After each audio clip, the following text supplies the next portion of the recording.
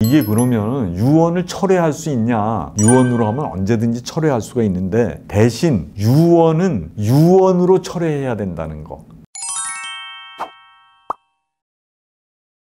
안녕하세요. 홍순기 변호사입니다. 이번 시간에는 유증이 증여와 다른 점, 그 다음에 사인증여라는 게 뭔지 그런 부분에 관해서 말씀을 드리고자 합니다. 아직까지 구독자가 아닌 분들께서는 구독, 좋아요 눌러주시면 큰 힘이 되겠습니다. 유증이라는 말은 유언으로 증여를 한다는 말입니다. 유언으로 재산을 남에게 주는 거는 법에서는 단독행위라고 혼자 하는 겁니다. 유언으로 누구누구한테 이 재산을 주겠다, 이게 되는 건데 당사자가 사망하고 없기 때문에 방식을 법에서 엄격하게 규정해 놓은 겁니다. 잘못하면은 유언서가 훼손이 될 수도 있고 위조가 될 수도 있고 변조가 될 수도 있고 여러 가지 유언서가 달라질 가능성이 있기 때문에 법에서는 이제 엄격하게 정해져 있다는 거고요. 유류분이라는 권리가 있으면은 그 부분만큼 제한이 될 수 있다는 거죠. 장남한테 다 주겠다라고 유언을 해도 나머지 자녀들이 자기 유류분은 받아가면은 유언이 그 부분만큼은 법에서 제한을 받는 거거든요. 그런 말입니다.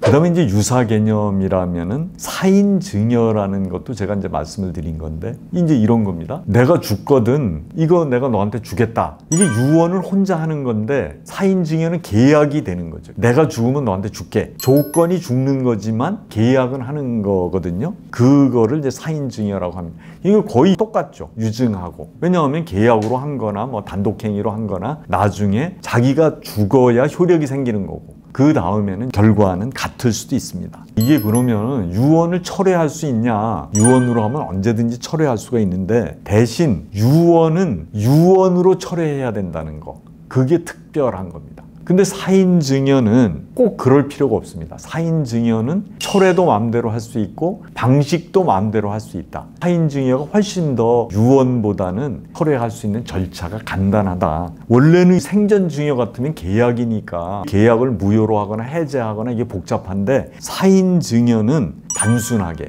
언제든지 철회할 수 있도록 민법에는 규정을 하고 있습니다. 그리고 이제 유증의 목적물이 타인 소유라도 가능하다. 이게 이제 무슨 말이냐 하면 손주가 대학교에 들어가면 손주한테 SUV를 한 대 사주겠다, 이런 유언을 했다 그러면 지금 할아버지 건 아닌데 손주가 학교에 들어가든가 뭐 이러면은 그거를 사서 줘라, 이런 말이니까 지금은 자기 게 아니더라도 그런 유언은 가능하다, 그렇게 아시면 되겠고요. 근데 만약에 할아버지가 꼭 손주한테 주면 좋겠는 과수원이 있어서 유언을 할 때 손주가 성년이 되면 과수원을 손주에게 사줘라, 이렇게 유언을 했을 때 밑에 자녀인 아빠가 성년이 되면 과수원을 사서 줘야 되는데 주인이 안 팔겠다 그러면은 그 과수원의 가액에 상당하는 돈을 손주한테 줘야 된다, 그렇게 해석을 하시면 될 것 같습니다. 또 하나, 채무만의 유증은 무효입니다. 이게 무슨 말이냐 하면 얼마의 채무를 네가 갚아라고 유언하는 거는 무효라는 거죠. 대신 부동산이나 이런 걸 주면서 부담을 지우는 건 가능합니다. 거기 대출금은 네가 갚아라 할 수 있고 다른 조건을 해서 부담을 지우는 건 가능하지만 채무만을 유증하는 것은 무효다, 이렇게 알고 계시면 되고요. 또 하나는 유증을 받을 사람을 직접 결정해야 됩니다. 어떤 단체한테 10억 원을 내가 기부하겠다, 이런 건 가능한데 아무 단체나 상속인이나 유언집행자 보고 네가 정해서 기부를 해라, 이거는 안 된다는 거죠.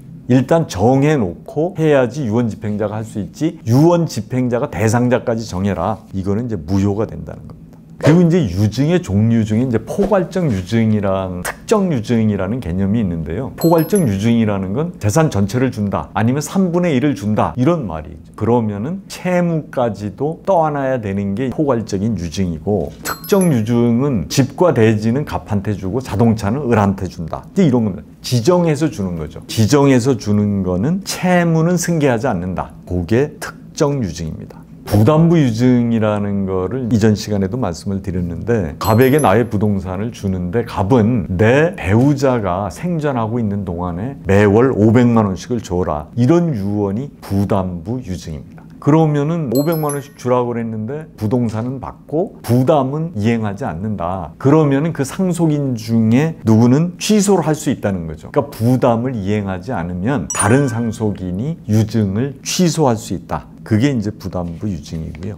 지난 시간에 이제 조건부 유증에 관해서 말씀을 드렸는데, 정지 조건부라는 거는 조건이 성취되면 효력이 발생하게 만들어 놓은 거죠. 그러니까 손주가 대학에 들어가면 1억 원을 줘라. 해제 조건부는 일단 내가 죽으면 1억 원은 줘라. 근데 손주가 만약에 대학교에 떨어지면 1억은 회수한다. 이게 이제 정지 조건부, 해제 조건부라는 겁니다.